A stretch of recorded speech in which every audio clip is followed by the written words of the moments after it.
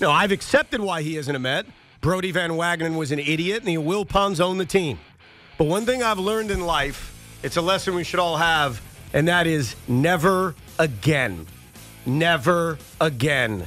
When I watch Zach Wheeler pitch in the postseason, it's a lesson for all of us, and I really hope it's a lesson that David Stearns will learn from, that Steve Cohen will learn from, because they don't have blood on their hands for Zach Wheeler, but they will have blood on their hands if Pete Alonso isn't a career New York Met. It cannot happen. It would be inexcusable, and I would even use the words unforgivable if David Stearns' first action in running this franchise is to move on from what will go down as the greatest slugger and the greatest position player in the history of this franchise. So let this be a warning from me, and I think many, many other Met fans, to Steve Cohen, to David Stearns. I like you. We all like you. We all trust you. Don't F this up. Don't have the blood on your hands that past administrations have for the Zach Wheeler mistake, for the Darryl Strawberry mistake, for the Tom Seaver mistake. Don't make a mistake on steroids by screwing around with Pete Alonso. Hi, Tiki. How are you?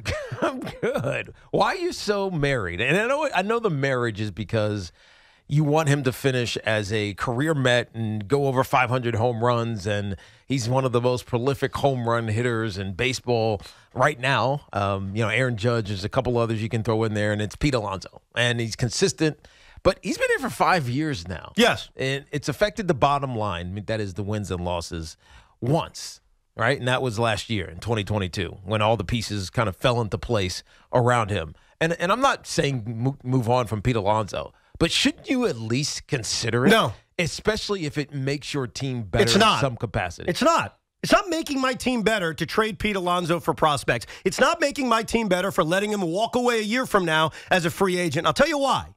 Now, I get baseball is the kind of sport where one player doesn't make the difference. That's why Shohei Ohtani has never sniffed the postseason. It's why Mike Trout hasn't come close to the postseason. Then why do we say this about Aaron Judge? Why do we say what about Aaron Judge? Why do we say that without Aaron Judge in the Yankees lineup, the Yankees have lesser of a chance to win? Because they do. Offensively. Because they do. So is that Pete? Though? Yes. Is Pete the same way Yes. for the Mets Yes. that Aaron Judge is Yes. for the Yankees? Yes. Pete Alonso had 53 home runs in 2019. If he didn't exist, the Mets win fewer games. In 2020, he would have hit, assuming he stays healthy and kept the pace he was on, 45 home runs. In 2021, he hit 37 home runs. Last year, he had 40 home runs. This year, he had 46 home runs. It's tough to quantify how many wins it brings you. That's why they calculate WAR, which I think is a bunch of crap. But the Mets are better when you've got a guy in your lineup who plays every effing day and hits 40 to 45 home runs a season. So this idea, while they haven't won with him, so let's try something different, is absolute lunacy. You can't tell me that's what you're telling me. No, it's not what I'm telling you. What are you telling me? But I'm telling you. Other than I'm right. I'm telling you, as the intellectual Met fan here, the nerd Met fan here. I own it. To look at it from the other way. So if I had to force you to do the anti-argument for Pete Alonso, what would you say? It doesn't exist. Of course it exists. No, it really doesn't. If it didn't exist, then why would the Mets be? I don't want to say they're entertaining this at all, but if they're not coming out and with all their bells and whistles and saying we want Pete Alonso, so they're clearly measuring something, they're weighing something, they're thinking about their future as it pertains to Pete Alonso. So it's not a foregone conclusion. It's not the obvious direction that the Mets are going to take with Pete Alonso. And so I ask you, why? Why? Because Steve Cohen is a ruthless businessman, and he's been really good at it. But he's also an enormous Met fan. You know what? Yes, he is. He's got to prove that.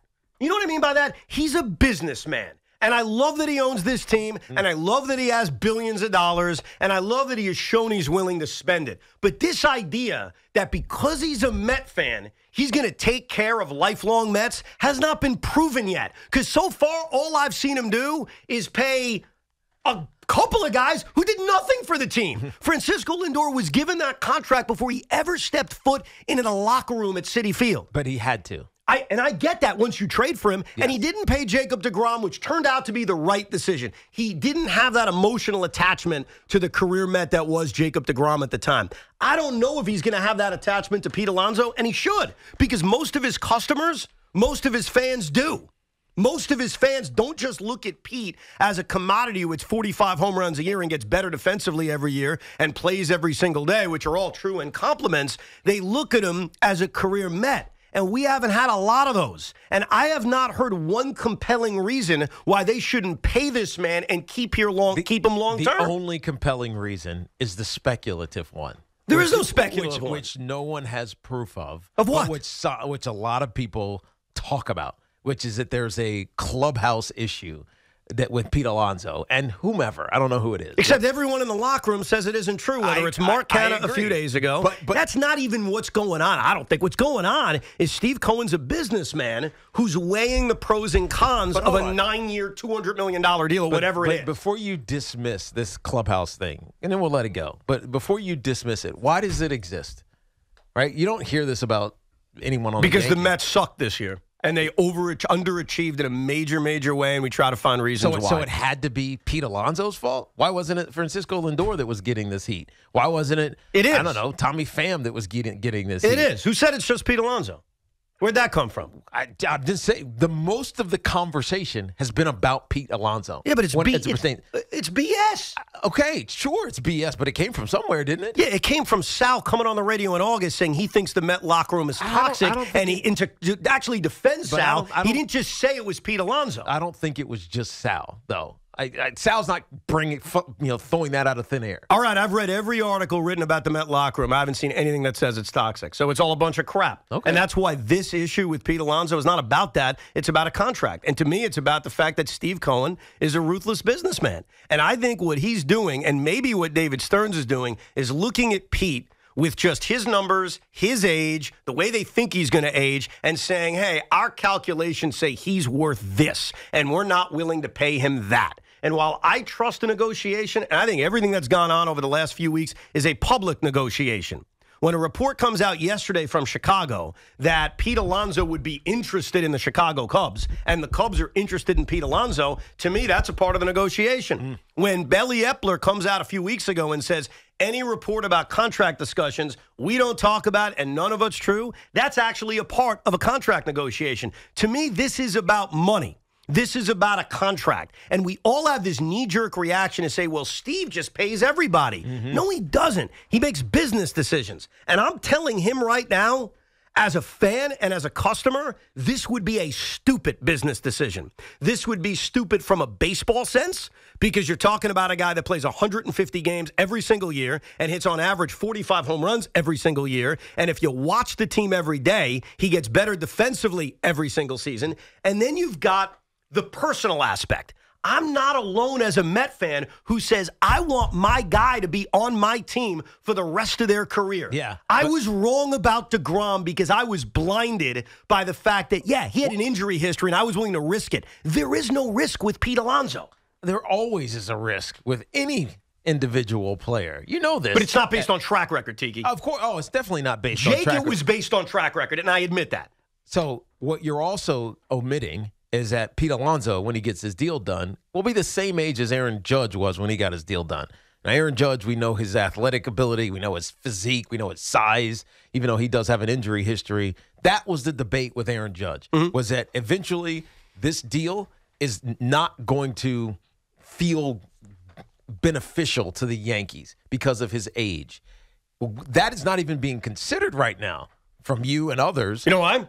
Who say Pete Alonso will be fine at the end of this deal. Because I feel more comfortable giving Pete Alonso a 10-year deal than I would Aaron Judge. Why? Because of their track record. Aaron Judge could be the biggest Adonis in the world, but he doesn't play enough. Okay. Pete does. So much of this... Are you judging him based on his belly? No, that's not fair. No, I'm not. But so much of Aaron Judge's injury history is circumstantial. Oh, stop. But it's true. And it's not calf injuries, even though it did have one. It's not, oblique injuries. It's I ran into a wall.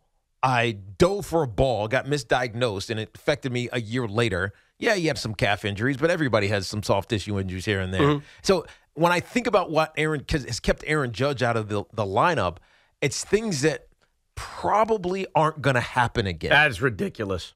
You think he's going to for a ball? Forget about running into the wall. I'll give you that. Fluky injury, Yes. right? By the way, all those fluky injuries can happen to Pete Alonso. He runs into walls all the time trying to catch foul balls. He's diving at first base. He's all over the place. He plays the game sometimes like he doesn't have a head, all right? Stop it. There's never been a curb and a chain-linked fence that he's running. Okay, what about diving in right field in 2019 and then probably having to miss like the entire or a big part of the 2020 season if there wasn't a pandemic? Like he dove, he got hurt, he played through it, he missed a big chunk of the following year. Like, this isn't just about Judge. This is about the fact that Pete Alonso doesn't have an injury history. So for that to be a concern, is you or me or anyone else trying to project and predict? It's not injury, because I'm not even talking about injury. I'm talking about 34, 35, 36, 37, 38-year seasons. Yeah. Is Pete Alonso going to be mashing the same? Yes. Is he I have no reason to believe no.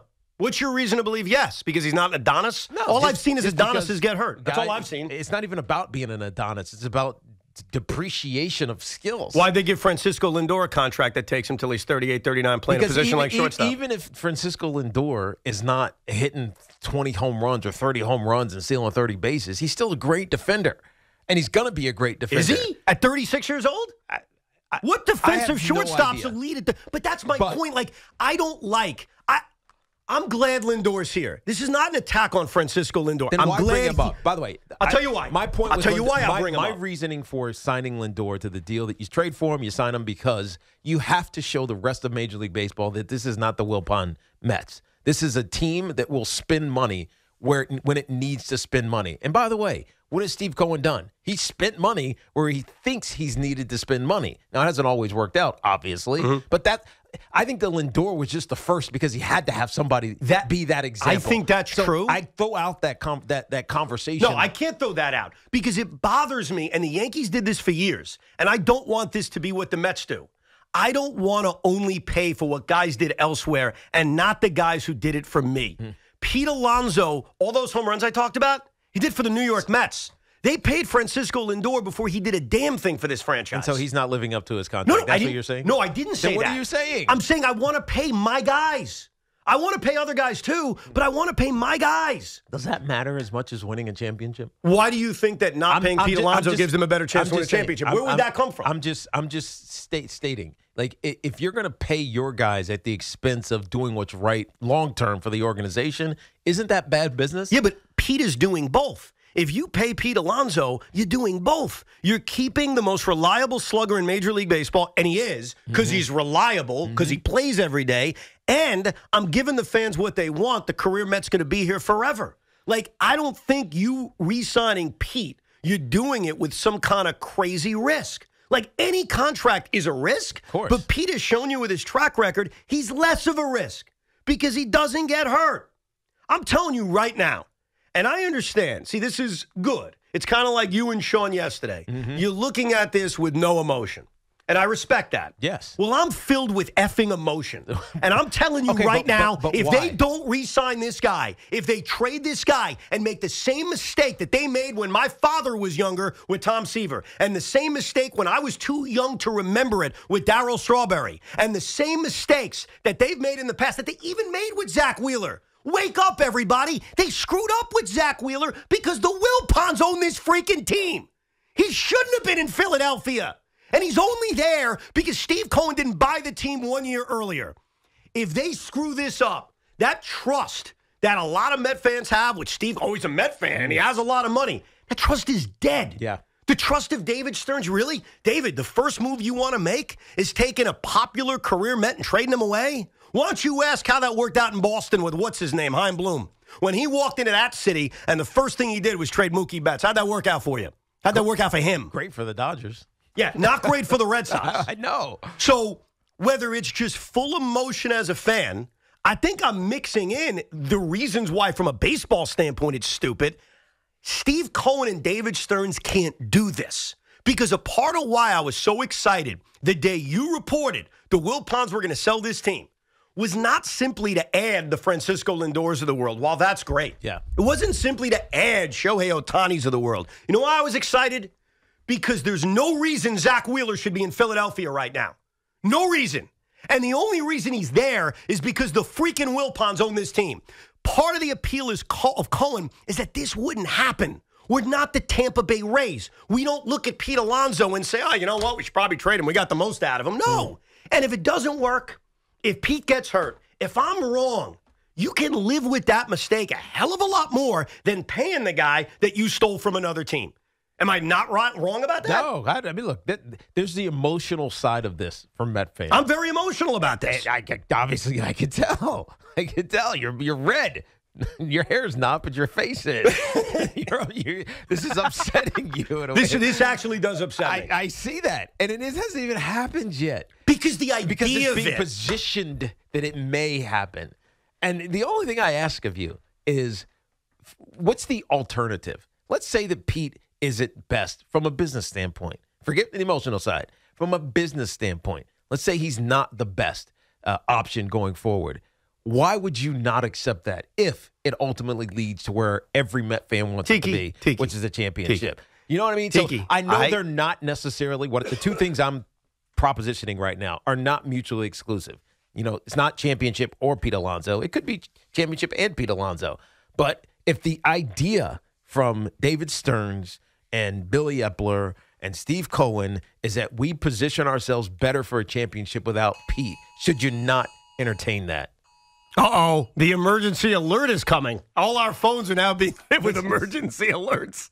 I did read that at some point today, I guess it's right around 2:20, the entire country is having like this emergency alert. So it's going to affect our radio station. It's going to affect our phones. I'm getting it right now. Yeah, as am I. So I guess a lot of people who listen on their phones are no longer listening. I guess if you're on the radio, you'll be listening. I have no idea. So I do warn you that that's going to happen in the next couple of minutes. Or Steve Cohen has pressed a magic button and wants to shut me up.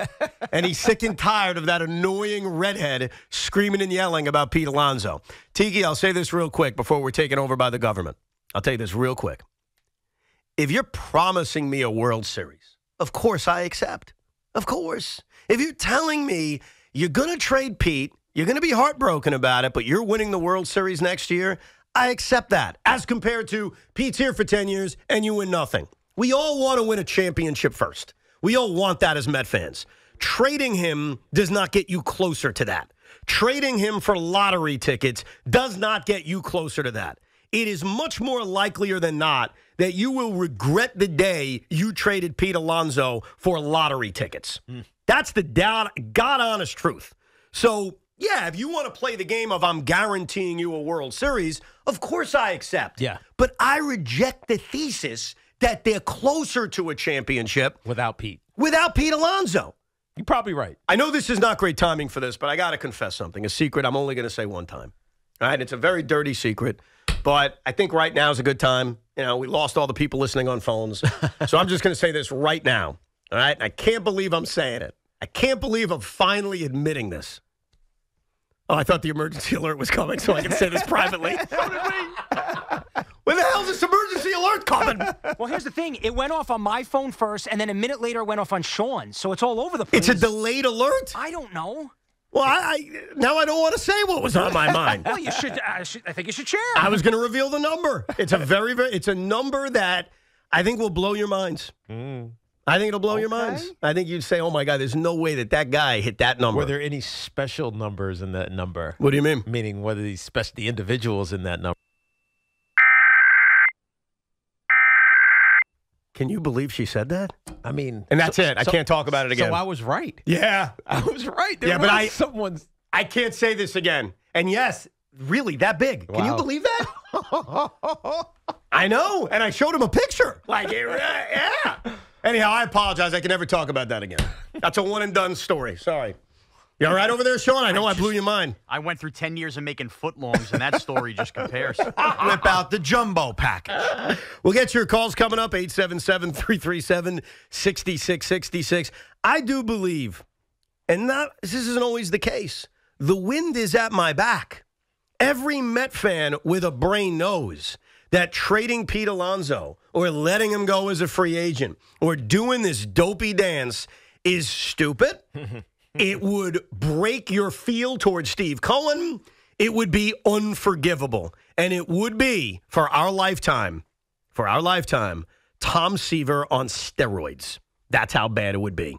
We'll get to your calls. There's a lot of baseball and football to get to throughout the show today, including Aaron Rodgers not being happy with the New York Jets. And Aaron Judge, in a way, talking out of both sides of his mouth. We'll explain it as the show rolls on.